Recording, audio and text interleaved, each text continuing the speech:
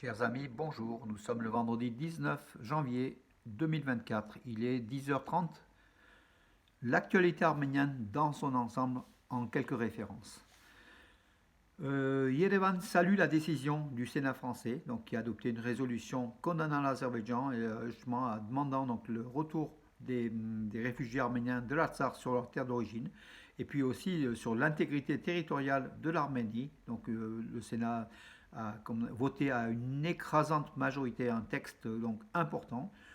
Bakou rejette tout simplement et considère que les relations entre Paris et Bakou sont suspendues en gelant les affaires de Total en Azerbaïdjan. Donc voilà, donc l'Azerbaïdjan a réagi de façon forte et bien sûr courroucé que le Sénat français puisse prendre un tel acte contre l'Azerbaïdjan, demandant tout simplement l'application des droits de l'homme, des droits humains, et puis le droit des peuples à leur terre tout simplement, hein, et puis l'intégrité territoriale de l'Arménie. Donc de plus en plus, donc la tension devient de plus en plus forte entre Paris et Bakou.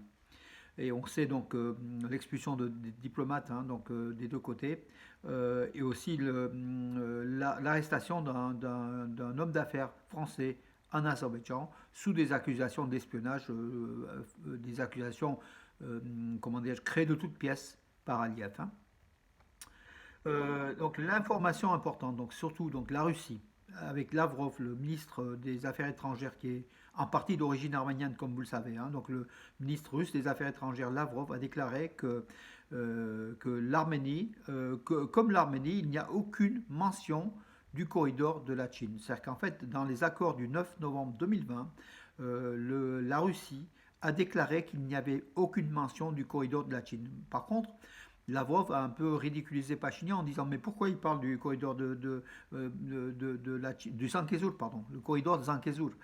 Pourquoi il parle du corridor de Zangezur puisqu'il n'en était même pas question lors des accords tripartites du 9 novembre 2020. Donc Pachinian carrément se trompe, donc du coup voilà, c'est une façon à Moscou aussi de répondre à Yerevan de façon un petit peu risible, de façon à, comment dirais-je, décrédibiliser Pachinian. Selon la diplomatie russe, Pachinian n'aurait même pas dû parler et de se justifier par rapport au corridor du Zangezur, qui n'était de toute façon pas inclus du tout dans les accords du 9 novembre 2020, après la guerre de 44 jours en Artsakh. Voilà donc confirmation que le corridor de Zangezur est une invention d'Aliyev, tout simplement, et qu'il n'en a été question nulle part, et que la Russie, finalement, donc du coup, consolide cet état de fait, c'est-à-dire que pour la Russie, l'Arménie est souveraine, il n'y aura pas de corridor de Zangezur sur le territoire de l'Arménie. La Russie qui a dit, mais pourquoi Pachinian en parle tout simplement, ça le gênait peut-être un petit peu. La Russie, Lavrov, qui a aussi affirmé qu'elle était prête à déployer des forces, des gardes frontières russes entre l'Azerbaïdjan et Nakhitchevan, donc lors de tous les passages, et que l'Arménie refusait donc ce déploiement des gardes frontières russes donc sur le territoire de l'Arménie. Euh, alors, entre-temps, donc, Buisson, pardon, Jean-Christophe Buisson, le directeur adjoint du Figaro Magazine, a affirmé qu'un avion cargo Ilyushin chargé d'armes a effectué 14 vols entre Bakou et Nakhitchevan ces derniers temps, en fait, hein, des vols entre Bakou et Nakhitchevan chargés d'armes. Donc voilà, donc l'Azerbaïdjan prépare aussi peut-être une offensive du côté du Nakhitchevan pour coincer l'Arménie entre l'Azerbaïdjan et le Nakhitchevan, on ne sait pas. Ouais, l'Arménie ne souhaite pas le développement des gardes frontières russes, et voilà, c'est ce qu'a affirmé donc Lavrov, hein. Donc on l'a vu dans le sud de l'Arménie, hein, dans la partie du Zangezur, dans le Sunik, hein. Ouais, selon Forbes, donc en 2023, le nombre d'entreprises russes ouvertes en Arménie était de 3400. Donc voilà, 3400. L'année en 2022, c'était encore beaucoup plus, mais donc ça veut dire que la présence russe est forte au niveau des créations d'entreprises, au niveau dans l'économie arménienne même. Voilà. Les questions à l'ordre du jour de la coopération entre l'Arménie et l'OTAN ont été discutées entre Van Kostanian, le représentant de l'Arménie, et Xavier Kolomina, le représentant de l'OTAN chargé du Caucase. Voilà, l'Arménie désire se rapprocher de plus en plus comment de l'OTAN.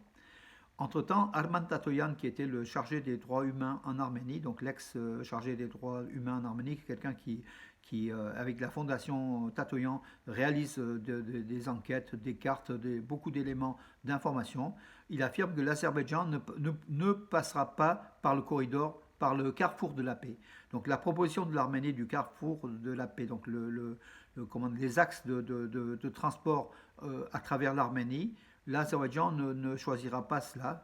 L'Azerbaïdjan qui est décidé à récupérer l'Azerbaïdjan occidental, qui pour elle est l'Arménie. Donc une politique agressive d'Aliyev qui vise à envahir l'Arménie selon Tatoyan.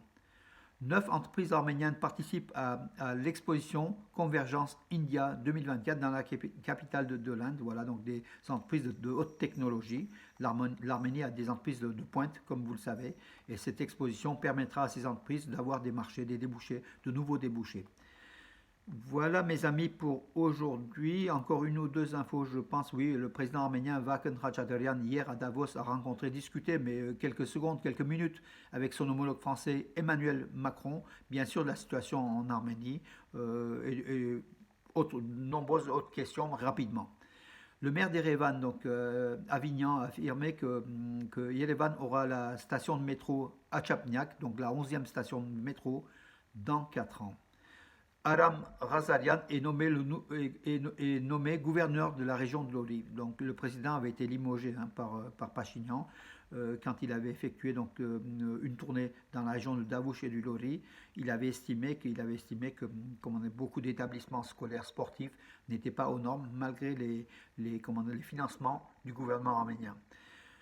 Voilà mes amis pour aujourd'hui. Je vous donne rendez-vous à demain et bonne journée.